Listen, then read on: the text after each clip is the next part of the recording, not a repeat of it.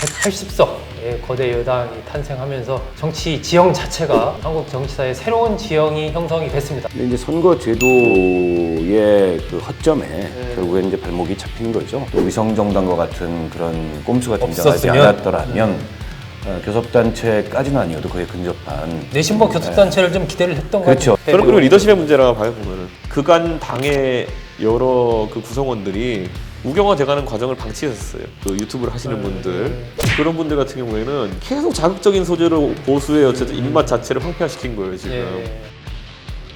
네, 여러분 안녕하십니까. 시사저널 TV 시사 끝장입니다.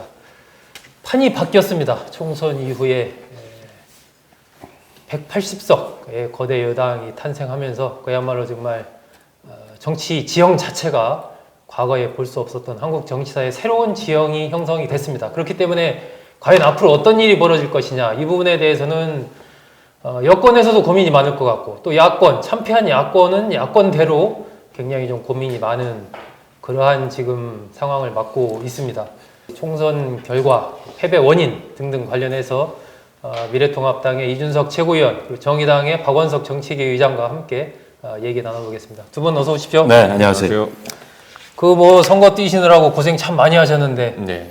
그 내심 뭐 저는 두 분 다 당선돼서 이제 딱 국회의원 된 분들 두 분 모시고 딱 있으면 좋겠다 생각했는데 참 아쉽지만 참 고생 많이 하셨습니다. 이게 뭐 모든 선거가 사실 힘든데 네.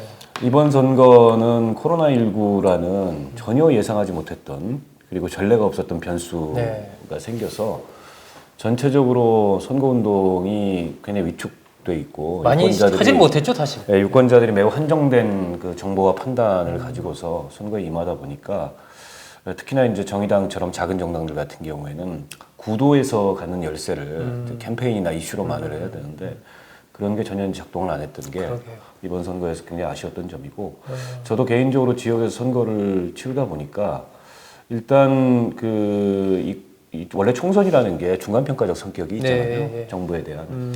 근데 이제 그런 총선의 전통적인 그 선거의 의미보다 그 문법이 잘 안 통했죠. 당장 눈앞에 닥친 이 코로나 코로나 감염병 위기와 그로 인한 민생 경제 위기로부터 뭔가 안정이 필요하다. 네. 이런 어떤 심리가 그 움직이는 듯한 느낌을 많이 받았어요. 네. 그래서 그러기 위해서 선거 결과에 전체적으로 좀 투영된 게 아닌가 싶습니다. 내친 김에 그 정의당 얘기부터 먼저 해보죠. 그럼 정의당 이번에 의석수 6석, 득표율도 8%가 안 됐어요. 한 7.6%. 아니, 당 득표율은 9.8%입니다. 9.8% 당 네네. 득표율. 네네. 아, 그렇죠. 전체로 보면 10%가 안 됐다 이렇게 평가가 나오던데, 과거 보면은 보통 좀 오히려 투표하고 나면 좀 정의당 정당 득표율이 더 높고. 근데 그랬던 게 의석으로 보면 일반적- 현상 유지고요. 의석은 현장 유지. 예, 정당 득표율은 지난 총선 때보다 올라갔습니다. 한 2% 정도 예, 올라갔죠. 지난 총선 때 7.3%였고 총 득표수도 뭐 지난 총선, 대선 그리고 지방선거 때보다 더 오른 결과를 낳는데 네. 근데 이제 선거 제도의 그 허점에 결국에 이제 발목이 잡힌 거죠. 그래서 애초에 이제 예상키로는 이게 준연동형 비례대표제가 도입이 되고 또 위성정당과 같은 그런 꼼수가 등장하지 없었으면? 않았더라면 교섭단체까지는 아니어도 거의 근접한 내신보 교섭단체를 좀 기대를 했던 거죠. 그렇죠. 저희 이제 구호는 교섭단체였으나 설사 교섭단체가 안 된다고 하더라도 거의 근접한 결과를 낳지 않았겠는가.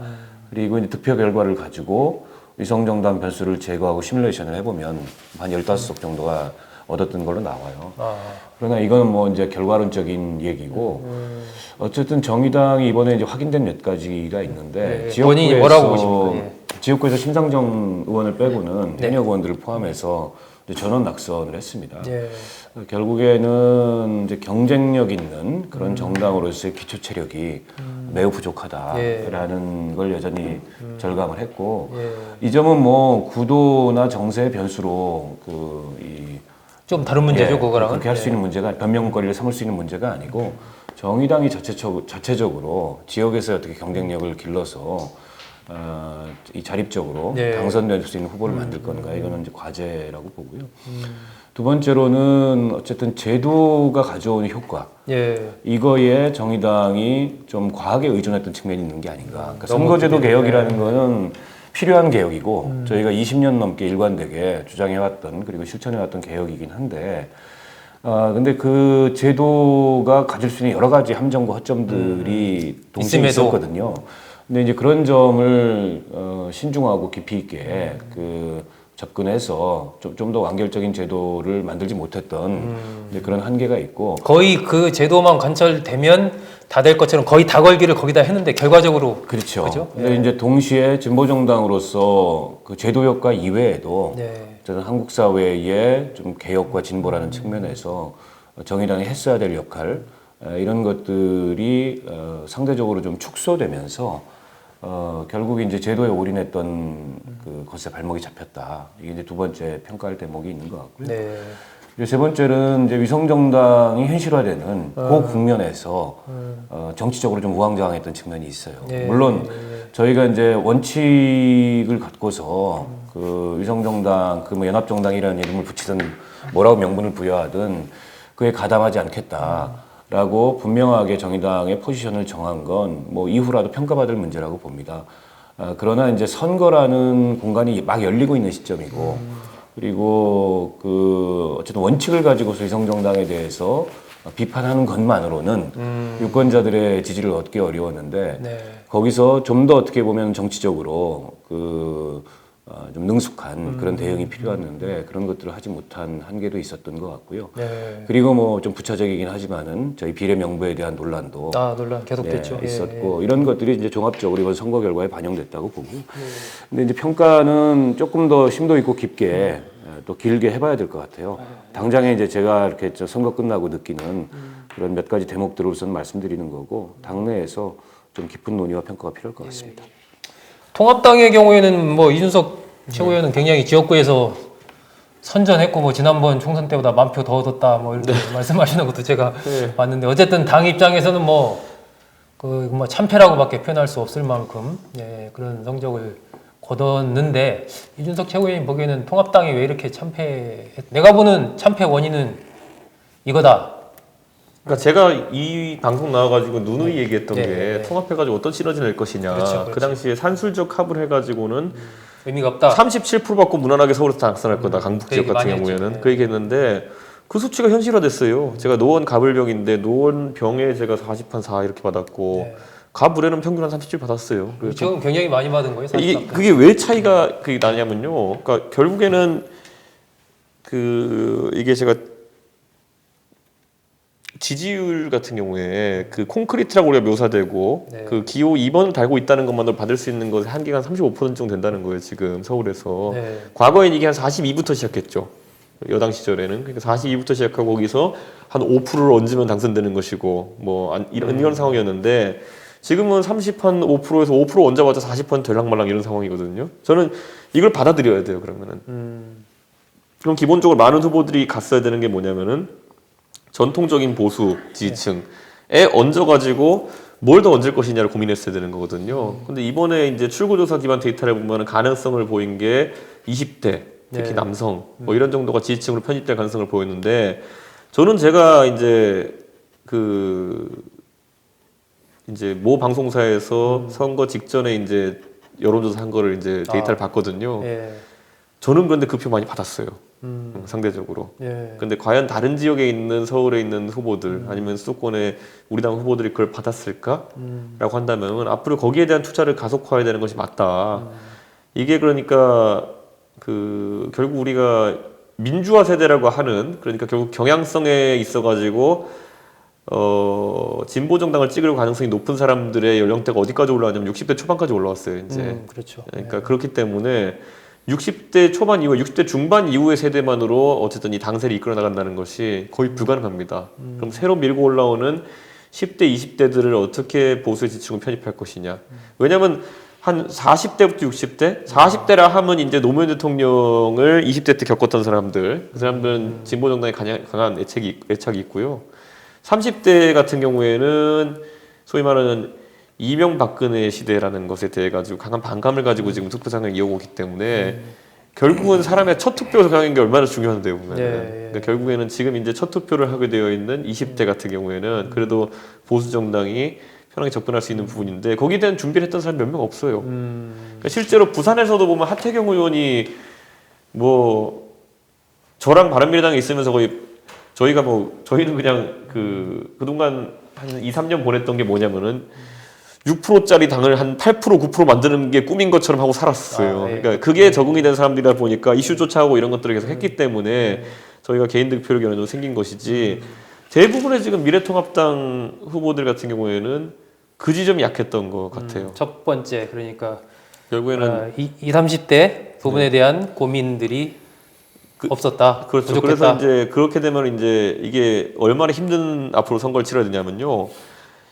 안보나 이런 전통적 관점의 보수적 가치들을 따지는 그 나이든 보수와 그리고 지금 이제 새롭게 편입되어서 그 문재인 정부에 대한 불만 플러스 공정 정의에 대한 갈구 이런 것들로 뭉쳐진 20대에 그러니까 이건 아직까지 보수 투표가 아니죠. 이건 보수적 성향을 가진 사람들이 아니라 반골 기질을 가진 사람들의 투표. 예. 그러니까 현 정권의 반골 기질을 가진 사람 투표를 묶어내야지만 이제 득표력이 나오는 것이거든요. 근데 이게 우리가 볼링 칠 때 보면요. 핀이 2개 있다고 무조건 남았다고 좋은 게 아니에요. 이게 멀리 떨어진 거 2개가 남으면은 그렇죠. 같이 스페어 처리하기 힘들거든요. 근데 앞으로 선거 때마다 보수 정당은 이 과제를 안고 할 겁니다. 전혀 전통적 보수와 새로 올라오는 그 현 정권에 대한 반골 기질을 가진 젊은 세대 같은 경우에는 공 하나로 동시에 넘어뜨리기 어려운 그런 특성 갖고 있어요. 근데 이걸 이제 앞으로 연마해야 됩니다, 후보들이. 네. 그런 문제가 하나 있고 또 어떤 문제가 있을까요? 저는 그리고 리더십의 문제라 봐요, 보면은. 두 번째 리더십. 황교안 대표의 리더십에 문제가 있었다. 저는 지금 이제 황교안 대표가 그러니까 정치에도 여러 가지 측면이 있겠죠. 근데 지휘력의 부재를 드러낸 건 맞아요. 예. 그렇기 때문에 저는 그런데 그렇다고 해서 황교안 대표에게 그 책임을 떠넘기기에는 그 황교안 대표에게만 떠넘기기에는 또 그간 당의 여러 그 구성원들이 우경화돼가는 과정을 방치했었어요. 예. 예. 제가 최근 들어서 이제 선거 끝나고 지적하는 것처럼 아니 도대체 이 정당이라는 것은 그 어떤 정치 세력이나 아니면 진영에 있어가지고 최정점에 있어야 되는 사람들입니다. 무슨 말이냐면 정당이 정책이나 아니면 사회적 비전을 제시하고 그 밑에 시민단체가 그런 것들을 보조해주고 그리고 지지층이 그것을 떠받들어 줘야지만 이게 한 진영의 움직임이 자연스러운 건데 지금은 이 구조 안에서 유튜버들 같은 사람들이 껴드는 거예요. 그러니까 뭐냐면 뭐 유튜브 방송을 한다고 유튜버가 아니라 거의 직업적으로 어쨌든 그 유튜브를 하시는 분들 그런 분들 같은 경우에는 하여튼 조회수나 아니면은 구독자 수가 본인의 영향력을 생각하는 분들 같은 경우에는 계속 자극적인 소재로 보수의 어쨌든 입맛 자체를 황폐화시킨 거예요 지금. 그게 전부인 것처럼. 이제는 그 정도 방송 정도 조미료를 쓰지 않은 아이템 같은 경우에 사람들 같은 경우에는 맛을 못 느끼는 거예요. 그러다 보니까 보수라는 사람들이 일반 대중에 비해서 굉장히 좀 짠맛을 강하게 좋아하는 사람들이처럼 되어버리고 저는 거기에 더해진 게 별로 이제 도움이 안 되는 색깔들이 입혀졌다. 특히 지난 이제 태극기 집회나 이런 것들을 거치면서 종교와 굉장히 강하게 결부되는 느낌. 너무 협소화됐다는 얘기죠. 협소화되고 좀. 제가 이제 이거는 하나의 뭐 어떤 비공개 여론조사 데이터를 보면 놀랐는데 뭐냐면요. 황교안 대표의 대선 지지율이라는 게 있잖아요. 거기에 어떤 분이 이제 자기 리서치 차원에서 조사하셨나 봐요. 이거는 공표용 조사는 아니고. 종교조사 한번 한 거예요? 종교랑 그 대선 지지율이랑 같이 조사를 했는데 기독교인이라서 딱히 황교안 대표를 더 좋아한다 이건 아니라는 거예요. 근데 그건 왜냐면 기독교 안에서도 여러 가지 아까 말하면 여러 맛이 있을 텐데 전광훈 목사 계열의 전광훈 맛 기독교와 결부되는 순간부터 다른 기독교 집단의 이탈도 또 가져왔다는 거예요 보면은. 그래서 저는 이런 어떤 우리 전통적인 보수의 사고론, 뭐 그 당시에 집권 세력일 때는 뭐 이런 동네가 뭐 있는 관변 단체들, 아니면 또 이런 유지들, 보수 세력일 것이다라고. 자유총연맹, 뭐 이런 뭐 바르게 살기 운동 이런 데랑 그리고 또 뭐 대형 교회, 뭐 아니면 이런 몇 개의 집단을 바탕으로 조직 선거를 치르던 문화에서 완전히 벗어나야 된다 이제 그런 생각을 하게 된 거죠. 뭐 크게 봐서 그렇게 두 가지 정도로 통합당의 패배원이 이 문화에 적응 못하면요 수도권 선거는 판판이 깨질 겁니다 이제는. 새로운 문화 이런 부분에 대한 인식이나 적응하려는 노력 이런 게 없다. 그것도 세 번째로 꼽을 수 있겠네요. 크게 봐서 한 3개 정도. 그럼 박 의원님 이 정의당 아까 이제 정의당이 이번 선거에서 목적했던 결과를 낳지 못한 이루지 못한 몇 가지 원인 4가지 정도로 분석을 해주셨는데 사실 제가 보기에는 정의당의 미래 앞날 생각하면 어쨌든 통합당은 그래도 제1야당이니까 어쨌든 거대 양당 체제에서의 존재감도 있고 할 텐데 정의당 같은 경우에 그 고민은 향후 비전 미래와 관련해서 더 깊지 않을까 싶은데 어떻게 앞날을 좀 개척해 가야 된다고 보십니까? 우선 뭐 국회 지형이 좀 많이 달라졌잖아요. 한쪽으로 쏠림이 심해졌고 180석이 넘는 의석을 집권당이 갖게 됨으로써 의지만 있다면 국회에서 하고자 하는 바를 다 실현할 수 있는 그런 이제 힘을 가졌어요. 때문에 과거에는 이제 정의당이 일종의 이제 캐스팅 보트 역할로서 혹은 민주당으로 그 대표되는 일종의 이제 자유주의 정당이죠.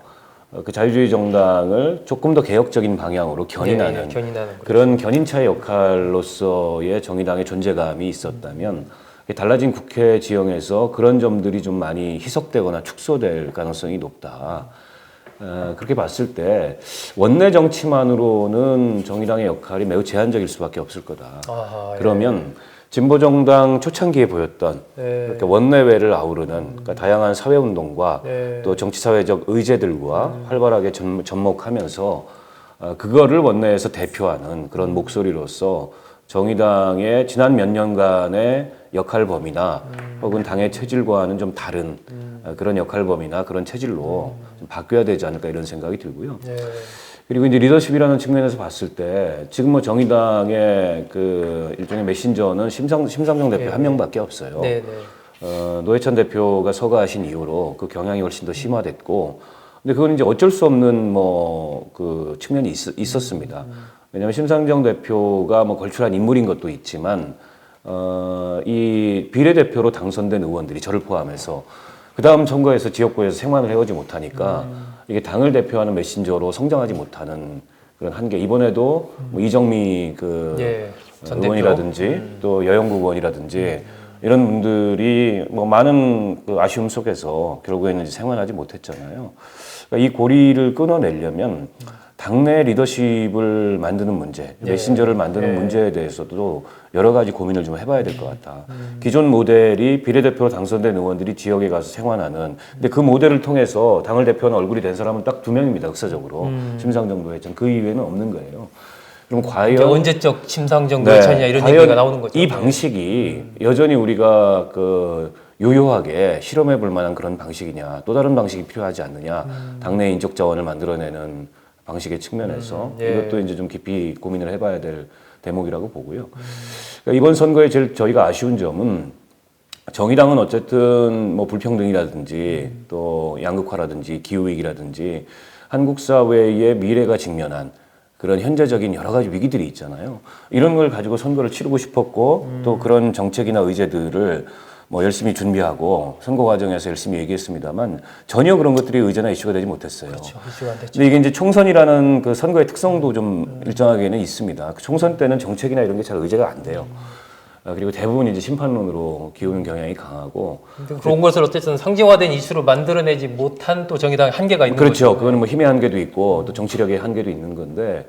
근데 이제 2년 뒤가 대선 아니겠습니까? 지방선거가 또 대선 뒤에 몇 개월 있다 치러지고, 그러니까 2년 뒤 대선에서 한국 사회의 미래에 대해서 정의당이 무슨 얘기를 할 거냐, 그걸 지금부터 꾸준히 얘기하는 게 굉장히 중요하다. 준비하는 게 중요하다고 생각을 하고, 이번에 이제 새로 비례대표 당선되신 분들, 그 중에는 이제 정치 경험이 있는 분들도 있지만, 저희 이제 잘 안 알려졌는데, 비례 3번, 4번 그 이번 당선인들 같은 경우에는 정치를 오랫동안 해왔던 분들이고, 공직 경험을 가진 분들입니다. 3번의 강은미 그 당선인 같은 경우에는 광주 시의원을 거쳤고, 4번 배진규 당선인은 인천 남동구청장 출신의 경험이 있는 분들이기 때문에 그렇게 경험이 있는 분들이 원내 정치에 있어서 조금 더 책임 있는 역할을 맡고 그 외에 이제 새로 이제 막 정치에 진입하신 우리 특히 이제 청년 비례대표 1, 2번 같은 경우에 또 선거 과정에 논란도 있었습니다만 이분들을 좀 빠르게 성장시킬 수 있는 그런 당 차원의 대책과 지원 이런 것들이 좀 필요하지 않을까 싶습니다. 정의당으로서는 어쨌든 원내를 아우르는 그 사회 경제적인 의제들, 뭐 정치 민주화 이런 부분들 의제는 많이 나왔으니까 결국 정의당이 잘할 수 있는 게 아마 사회 경제적인 의제들이 아닌가 싶은데 이런 부분들을 만들어내는 쪽으로 우리 새로운 리더십을 찾아가는 쪽으로 미래를 개척할 계획이다라고 했는데 이것도 참 지난한 과제네요, 그죠? 그렇죠. 이 말하기는 사실 말은 할 수 있지만 그거 구체적으로 이렇게 만들어내는 실행의 주체를 어떻게 가져갈 거냐 하는 많은 과제를 정의당이 안고 있는 것 같습니다.